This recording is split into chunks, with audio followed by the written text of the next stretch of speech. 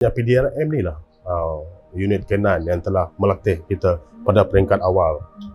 Jadi hubungan kita dengan PDRM adalah dari sejak penubuhan lagi. Memang sebab PDRM adalah satu pasukan yang telah menggunakan anjing pengesan di dalam kerja-kerja dia orang kan.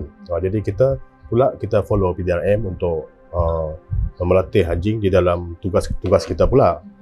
Ditubuhkan pada 26 April 2002, unit anjing pengesan K9 Jabatan Bomber dan Penyelamat Malaysia merupakan salah satu unit penting dalam operasi mencari dan menyelamat. Dibezakan melalui 4 disiplin berbeza, setiap anjing pengesan ini akan digunakan dalam kes penyiasatan kebakaran, mengesan mayat, mengesan mangsa dalam kawasan bencana dan menjejak mangsa hilang di hutan. Ialah pada masa unit pengesan K9 Jabatan Bomber dan Penyelamat Malaysia sekarang telah ditubuhkan daripada 26 April 2002 lah. Kita ditubuhkan sejak 2002. Jadi sekarang ni dengan keanggotaan kita seramai 36 orang pegawai lah dan 23 ekor anjing pengesan daripada pelbagai disiplin lah. Seperti yang saya terangkan tadi, disiplin siasatan kebakaran, disiplin urban disaster, disiplin cadaver, di mana disiplin cadaver ni adalah disiplin anjing yang digunakan untuk mencari mayat lah. Masa hidup tiada ataupun telah dikesan pada masa tersebut. Jadi seterusnya kita akan deploy untuk anjing mayat lah. Jadi maksudnya sekarang ni kita akan cari mayat lah selepas kita mengesan masa hidup tadi lah. Jadi anjing mayat akan digerakkan kemudian lah setelah kita menghantar anjing urban disaster tadi lah, untuk mengesan masa hidup tadi. Jadi anjing-anjing mayat ni akan bekerja sehingga operasi selesai lah. Sekiranya kesemua bangsa boleh dikesan menggunakan anjing mayat ni. Jadi yang terakhir sekali adalah berbeza sekali daripada dua disiplin SAR ni tadi, adalah anjing mengesan bangsa sesat dalam hutan lah. Perbezaan anjing yang kita gunakan dengan anjing pengesan yang digunakan di PDRM ataupun Polis Diraja Malaysia kan, dia ada beza. Perbezaan dia, anjing kita adalah untuk mencari dan menyelamat, manakala anjing polis ni digunakan untuk kes-kes jenayah lah. Kes-kes jenayah. Jadi sudah pastilah di antara anjing-anjing ni ada perbezaan dia lah. Jadi anjing yang jenayah ni dia akan dipilih daripada anjing-anjing yang lebih garang, lebih ganas atau lebih tough lah. Baka anjing dia beza taklah banyak sangat, tapi normally anjing yang polis pilih ni dia memang daripada baka anjing yang besar-besar, garang-garang. Jadi ni pula kita akan pilih daripada anjing yang jinak, friendly, anjing yang jinak-jinak, anjing yang boleh berkawan dengan manusia. Jadi ini atas sebab pasukan kita ataupun Jabatan Bomber ni kita fokus kepada menyelamat lah kan. Jadi kita risau sekiranya anjing yang kita pilih ni daripada baka anjing yang lebih kurang sama dengan PDRM, jadi dia akan menimbulkan masalah ataupun dia boleh mencederakan mangsa yang sedang kita carilah, yang dipanggil daripada luar negara pada masa tersebut. Jurulatih tersebut dia boleh menilai lah siapa yang boleh handle anjing tu. Jadi dia nak siapa yang handle anjing tu, sebab yang jurulatih ni dia orang yang memiliki anjing tu, dia tahu karakter anjing tu, jadi dia boleh matchkan dengan siapa. Tapi tak semestinya tu sesuai lah, cuma dia letakkan anjing tu pada siapa lah, pada handler dia. Jadi yalah, dari segi bagaimana anjing tu dilatih mengikut disiplin kan. Daripada peringkat awal pembelian kita perolehan anjing pengesan ni, kita memang ada spesifikasi untuk kita memilih anjing apa dalam disiplin apa. Dia maksudnya kita tak beli anjing ni yang terkini lah, dan pasukan kita akan rely kepada pasukan, orang cakap pasukan mencari dan menyelamat di negeri-negeri pada masa tersebut. Sebab sekarang ni kita hanya ada satu di Jalan Kelang Lama, Kuala Lumpur ni. Jadi semua negeri kita cater sekarang untuk membantu pasukan selamat di dalam operasi mencari dan menyelamat, ataupun kita ni telah dilatih dan berkebolehan untuk mengesan mangsa-mangsa yang telah lemas di dalam air ataupun di darat.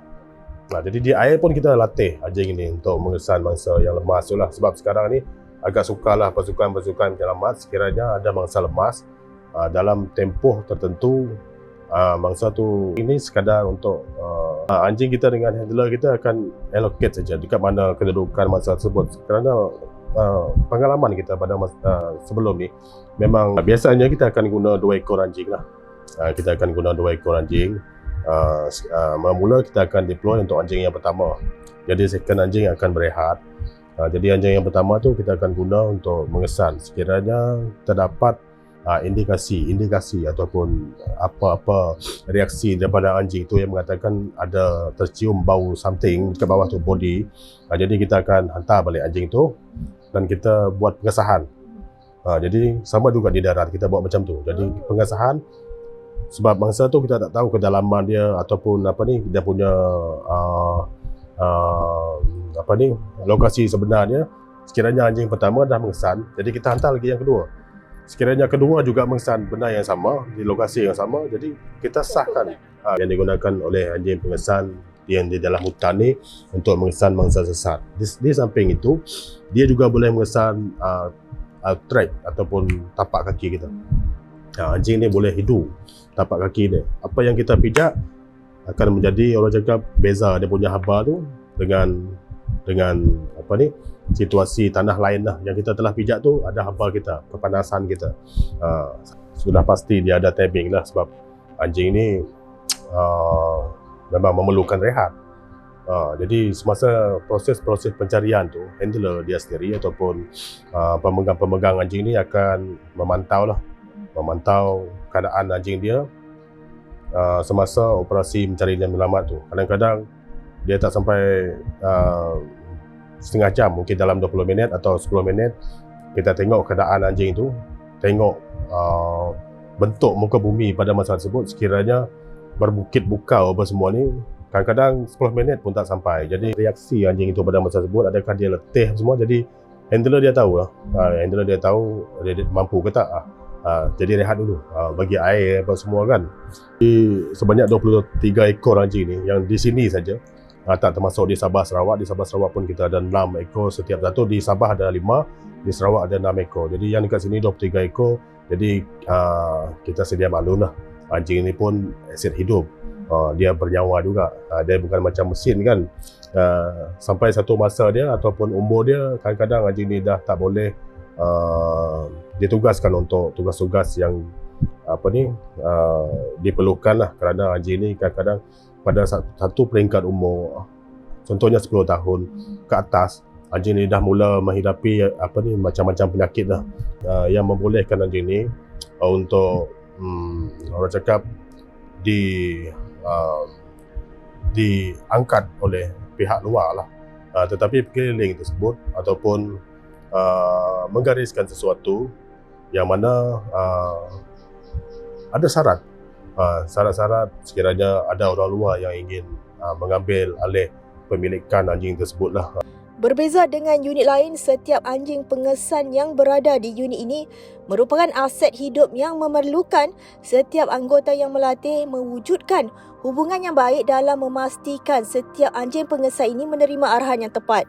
Malah selain kesabaran, antara ciri utama yang perlu ada pada anggota yang dipertanggungjawabkan adalah nilai kasih sayang yang tinggi terhadap haiwan tersebut.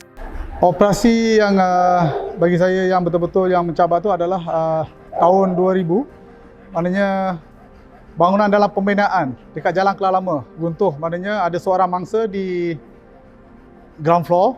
So bangunan runtuh, tapak pembinaan tu daripada tingkat 6 sampai ke bawah. So seorang mangsa warga Bangladesh, dia terperangkap di tingkat bawah sekali. So saya bersama anjing bernama anjing Jack ni berjaya dapat mengesan mangsa yang berada di lokasi floor G. Melatih dia ni sebab anjing ni aset hidup. Kita kena bonding dengan dia lebih dulu, baru senang dia akan ikut kita punya arahan. Yang ni saya sudah pegang ni dalam tempoh 6 bulan. Sebab tukar daripada pemegang sebelum ni, saya ambil 2 bulan lebih untuk bonding dengan dia. Cabaran dia adalah tahap kesabaran. Ya. Tahap kesabaran untuk handle anjing memang agak sukar lah. Kalau kita tak punya kesabaran yang tinggi, ya memang payah.